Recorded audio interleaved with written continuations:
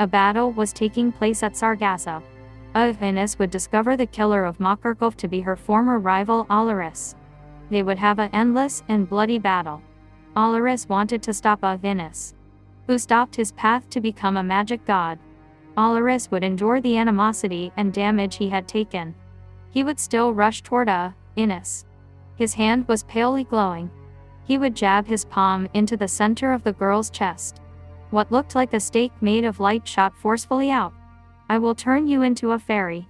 Time stopped. The explosions disappeared. And Ollerus would tell Othinus, "Well, this is the scenario, but what if something different happened?" In the original fight, the deaths of the people who knew Ollerus didn't die, and he didn't defeat Othinus. Instead, he would be deceived. Ollerus would believe he stabbed Othinus with his turn into a fairy spell, whereas she was unscathed in the original. But what if the spell did work? How would things have turned out? That's what I'll be discussing in this video. Now on to the what if. In the ocean heading toward Sargasso would be a boat guided by Birdway. It would be quite cramped, containing herself, Sylvia, Index, Mikoto, Toma, and Lesar. Sylvia would ask Birdway why Brunhild wasn't allowed to come. Index intruded, saying, maybe it has to do with the space in this tiny boat. But Birdway said that she had a fight with a certain someone in the boat while looking at Misaka, and they didn't want to risk the boat destroying. While they're on it, Misaka would say to Birdway what she's blabbering about and would get angry. Toma would just sit in the middle of this and say, "Stupid rotten luck!" Minutes would pass and Toma would be surprised. He asked Birdway why Gremlin hadn't done nothing, that they should have seen their appearance at Sargasso. Toma would speak too soon as he would hear a low rumbling as if from an earthquake. A giant mountain-like shadow suddenly appeared in the gray fog surrounding them. They had to have been a few kilometers away from it, though the overwhelming scale squeezed at Kamaju's chest. This was even larger than the dragon from before. Toma was in so much shock to see such a massive entity. "Don't let it get to you," snapped Birdway. "We can't get past without defeating this thing. If we focus our attacks on a single leg and keep it from moving, we can get past." After a lag of a few dozen seconds, a great wave mercilessly struck the rubber boat. Birdway tried to keep the front of the boat as perpendicular to the wave as possible to ride over it. The rubber boat was light, and it could not right itself very well. It could have easily capsized. Amid the many remains of ships making up Sargasso sat a single plate. The plate was made from dried clay, and a dark red heart sat atop it while continuing to beat.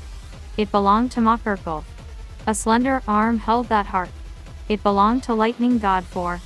As if acting out the legend, that boy picked the heart up from the plate while ignoring the iron-smelling liquid staining his fingertips and palm. He may have looked exactly the same, but this boy was someone other than Lightning God for. He did not hesitate, and no change came over his voice or expression. The boy crushed the dark red heart. Othinus would say, "What are you doing?" The killer would just shrug his arms. He would say, "I just thought it was about time." A great roar exploded out. One section of Sargasso was filled with a pure white flash of light. It came from Mjolnir, who was connected to Thor. He then said, "I doubt that will be enough to kill her, but it should be enough to keep her out of action for a bit." The killer would talk about Othinus' plans and what was the importance of Vergar. Othinus would say, "Show your true self. Do you want to die in disguise?" The boy then revealed he was a young man. He was tall yet somehow melancholic. He had the expression of someone who was a bit disappointed with either life or the world. He too was an existence of whom legends were told in some places. He was Ollerus. Othinus would ask Ollerus, "Why are you here?" and tell him that she doesn't care about the death of one of her members, and it isn't enough to stop her. Ollerus would mock Othinus, saying that she truly is blind to what is about to happen. The girl known as a magic god closed her single eye just once. An instant later, the slight space between them was filled with tens of thousands or even hundreds of millions of strange explosions. "I thought you had a bit more sense back in Baggage City," said Magic God Othinus while only slightly opening her lips. Despite the noise from all the explosions, her voice sounded oddly clear. "But it seems I was mistaken. Or did you lose your mind at some point? Either way, think about it from the perspective of those who have to deal with you. The world does not revolve around you. Back at the boat, Birdway would tell the others if they seen the explosion. They would all nod their head. She would tell them they have to get there immediately, telling Toma his time is coming. As soon as Toma heard that, he would then clench his right fist and said, "Let's do this." Back at the battle at Sargasso, Ollerus would charge straight at Othinus. He didn't care about the explosions, he didn't try to dodge, or even evade them. Even after his arm came off, he would still charge toward Othinus. His hand would get closer and closer. He would say to Othinus, "Only someone who has touched the territory of a magic god can research one. And only someone like that can find how to oppose one." After that, he jabbed his palm into the center of the girl's chest. What looked like a stake made of light shot forcefully out. "I will turn you into a fairy." Time stopped. In that silent space, magic god Othinus' eye was opened wide. Only Ollerus's words filled the stillness of Sargasso. Ollerus would explain his spell to Othinus. That only one who had taken a step into the territory of a magic god could extract the origin of the spell to kill a magic god. Even if humans cannot kill a god, we can manage against a fairy. Othinus would grunt in pain. But then she would laugh, saying as if there was never any pain. Ollerus was naive.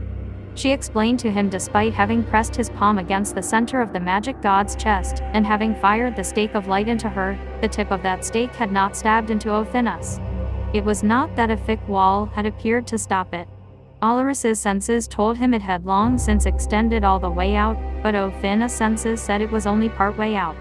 She had deceived him. Othinus then slammed her other hand against the young man's chest. Her hand was palely glowing. A sharp stake of light stuck out from her palm, thoroughly destroyed the interior of Ollerus's body, and forcefully shot out his back. "Checkmate," said Othinus.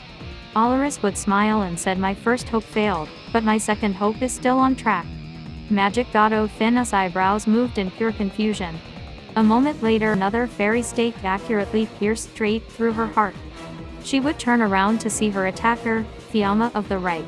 Just as Fiamma struck her, Birdway and the others would soon arrive to see Othinus stumbling on the ground in pain. Sylvia would run over to Ollerus and ask if he was alright, or if he was in dire pain. The others had watched all this unfold while Toma ran up to Othinus and said to her that her plan is through, that her twisted illusion is no more. Othinus would still be in shock of how Fiamma was able to keep his presence hidden even from her. Ollerus would say there's nothing she can do now. But before Fiamma finished her off, Othinus would smile and say, "Even if I do not win, that's fine with me. The lance is not what matters now. What matters is different, not the possibilities of being a magic god, but having the possibilities to kill all of you." She would then unleash her signature crossbow from the sky. It would fire its arrows. Toma would be able to negate two of them, while Misaka barely managed to move out the way as it tore apart a piece of Sargasso. Ollerus was able to stop the one coming at him, but Sylvia was too late to short, and, with such precision it would stab into her, she would fall onto Ollerus, with her bloody body being held by Ollerus. Sylvia wasn't the only one to fall victimless, and Birdway also did. Fiamma would be able to save Index as she was nearly pierced by an arrow. Once the others had fallen, both Toma and Ollerus would shout at Othinus. But she would just laugh at both of them. No matter how hard Toma clenched his fist, he couldn't rid himself of this animosity towards Othinus, nor could Ollerus. He really wasn't one to kill, but in that moment he truly felt the mentality of a serial killer. Othinus would fall over as she slowly turned to the size of a fairy. Ollerus couldn't bear to have the only person he truly felt close to him just die in front of him. Ollerus was too busy weeping that he never even got the chance to close the eyes of Sylvia as she would stare back at him, with blood flowing out of her mouth.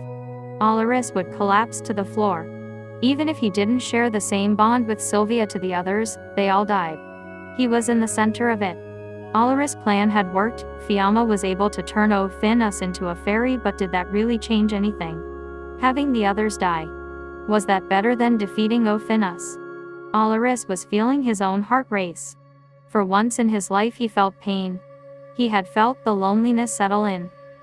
He would let out a roar, setting off a bunch of explosions, bigger than the ones created by Othinus during their fight, launching Fiamma and Index together, and Toma with Misaka into the ocean. Ollerus said to the deceased Sylvia, or what remained of her after the explosions, saying I wished things could have been different, that he would have defeated Othinus, and that no one would have died. I would do it again, even if it meant that I must die or become what I failed to become. He muttered, I wish I could rewrite the world. After muttering that sentence, he would feel a pulsation in his body. Was it Othinus with another card up her sleeve? Could she have survived that explosion? Ollerus said, no, it's not. It's a power even greater than a 50/50. He could hear a voice. He knew the voice right away. It was the certain magic god Nephthys. She would tell him, you are worthy of being one of us, impure one, saying you can change all of this now. You can turn into a true magic god, just end your life. Toaru could see Ollerus speaking to himself. He called to Fiamma, saying, is there anything we can do?